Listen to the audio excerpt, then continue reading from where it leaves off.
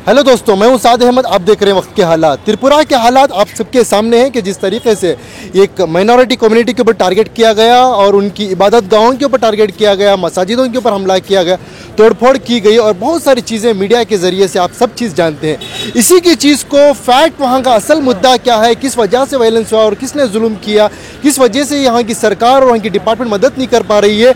Advocate हजरात की team वहाँ पर पहुँची। जैसे वहाँ पर पहुँचते हैं, पहुँच वहाँ की फैक्ट्स को जानने की कोशिश करते हैं और फैक्ट्स रिपोर्ट को भी वो जारी करते हैं। उसके बाद इतनी घबरा जाती है वहाँ की सरकार, वहाँ का डिपार्टमेंट, पुलिस डिपार्टमेंट, इन्हीं लॉयरों के ऊपर मुकदमा दर्ज किया जाता है, यानी यूएपीए एक्ट का नोटिस भेजा जाता है। ये बड़ी शर्मनाक बात है। इसी को लेकर शहर बेंगलुरु के सिविल कोर्ट के बाहर तमाम शहर बेंगलुरु के दानिश्वर हजरात, यानी दानिश्वर जो लॉयर्स हैं, जो बड़े बड़े लॉयर्स हैं, ये सब एहतजाज करने के लिए ज़मीनी सतह पर आए हैं। क्योंकि जिस तरीके से हर एक चीज़ की हिमायत के लिए या हर एक चीज़ की मुखालिफत के लिए या हर एक चीज़ के इंसाफ की गुहार लगाने के लिए यही वो लॉयर हजरात होते हैं जो अपनी जानों की परवाह किए बगैर इंसानियत की खिदमत करने के लिए आगे आते हैं। आज लेकिन सरकार, अफसोस की बात है, और डिपार्टमेंट भी अफसोस की बात है कि इन्हीं लॉयरों के ऊपर मुकदमा दर्ज कर यानी यूएपीए एक्ट का नोटिस भेजकर इन्हें सलाखों के पीछे डालने का एक बड़ी साजिश चल रही है। तो इसी के चलते यहाँ के तमाम एडवोकेट हजरात एहतजाज कर रही हैं। आइए जानते हैं कि किस बुनियाद पर ये एहतजाज कर रहे हैं और आगे की तफसीलात इन्हीं से हम जानते हैं। देखिए, ये हुकूमत के तरफ से जो किया जा रहा है ये सरासर गलत है और हम इसके ख़िलाफ़ आवाज़ उठाएंगे। हिंदुस्तान में अगर कोई तबका जो हक़ के लिए लड़ा है, लड़ता आया है और लड़ता रहेगा, वो एडवोकेट्स कम्युनिटी है।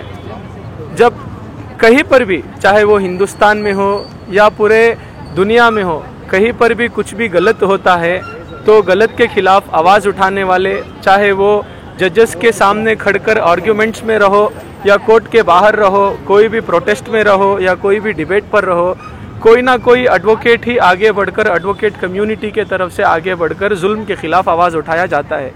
ऐसे ही हाल ही में जो त्रिपुरा में एक माइनॉरिटी कम्युनिटी को पर्टिकुलरली टारगेट करके उनके रिलीजियस जगहों को जलाया, तोड़ा, लोगों को मारा गया, इसके ख़िलाफ़ कोई बेहतर कार्रवाई नहीं हुई हुकूमत के तरफ से और कहीं ना कहीं वहाँ की पुलिस सब कुछ जानते हुए भी एक एक्शन नहीं ले पाई, जिसके वजह से वहाँ के 4 मुकामी एडवोकेट्स एक टीम बनाकर उन लोगों ने एक फैक्ट फाइंडिंग रिपोर्ट बनाई। उनका जो काम हुआ, उस काम से इतने डरे हैं ये लोग कि आज इतने नीच लेवल पर उतरना पड़ा उनको। एडवोकेट्स को वो यूएपीए के अंडर नोटिस जारी किए हैं और ये एडवोकेट्स को डराने की एक साजिश है।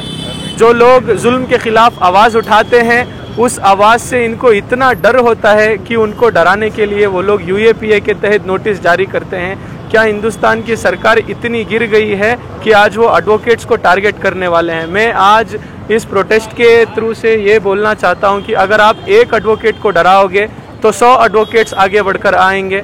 अगर आप 100 एडवोकेट्स को डराओगे तो हज़ारों और लाखों की तादाद पर एडवोकेट्स आगे बढ़कर आएंगे। सबसे पहले कहना चाहती हूँ कि ये जो यूएपीए कानून है वो एक ड्रैकोनियन कानून है। उसमें जो क्रिमिनल लॉ का जो बेसिक फंडामेंटल्स है, जो जब तक आप साबुत होता है कि आप गिल्टी है तब तक आप इनोसेंट है, वो पूरा से पूरा उल्टा पड़ जाता है। तो जो प्रिजम्पशन ऑफ इनोसेंस है वो बिल्कुल ऑपोजिट हो जाता है। ये यूएपीए कानून में बहुत मुश्किल है बेल मिलने का और इसीलिए ये कानून ही गलत है हमारे सोच में। लेकिन उसके अलावा इस इंस्टेंस में क्या हुआ है कि जो वकील थे वो एक्चुअली फैक्ट फाइंडिंग पे गए थे। ये उनका ड्यूटी है। अगर वो देखते हैं कि कहीं पे कुछ कानून के बाहर कुछ होता है तो अच्छे वकील ऐसे करते हैं, अपने टाइम सेट असाइड करके कोई विक्टिम्स है वहाँ देखते हैं क्या हुआ, सच में क्या हुआ। वो एक्चुअली अपना ड्यूटी को उठाया गया था। अभी ये क्या हुआ है कि जो रिपोर्ट्स हुए थे वो बहुत क्रेडिबल रिपोर्ट्स थे। वैसा कुछ 1-2 जगह में आया था और बिल्कुल फेक जैसे हो रहा था, वो गलत है। कुछ तो हुआ है वहाँ पे। जब कुछ कम्युनल इंसिडेंट हुआ है, कुछ वायलेंस हुआ है, तो पुलिस का ड्यूटी है, जवाबदारी है कि जो वायलेंस किया है उसके ऊपर एक्शन लिए। उसके इंस्टेड क्या किया है कि जो लोग ये न्यूज़ के बारे में, ये इंसिडेंट के बारे में सोशल मीडिया पे रखा है या इसका जो सच्चाई है उसको आगे उठाने की कोशिश किए थे, उसके ऊपर उनका जो वॉइस है उसको दबाव करने के लिए ऐसे केसेस लगाया गया है। ये बिल्कुल गलत है, उसको वापस लेना चाहिए। ಸಿವಿಲ್ ಕೋರ್ಟ್ ಹೊರಗಡೆ ನಾವು ಪ್ರತಿಭಟನೆ ಮಾಡ್ತಾ ಇದ್ದೀವಿ। ಇವತ್ತಿನ ಪ್ರತಿಭಟನೆ ನಾವು ಮಾಡ್ತಾ ಇರೋದು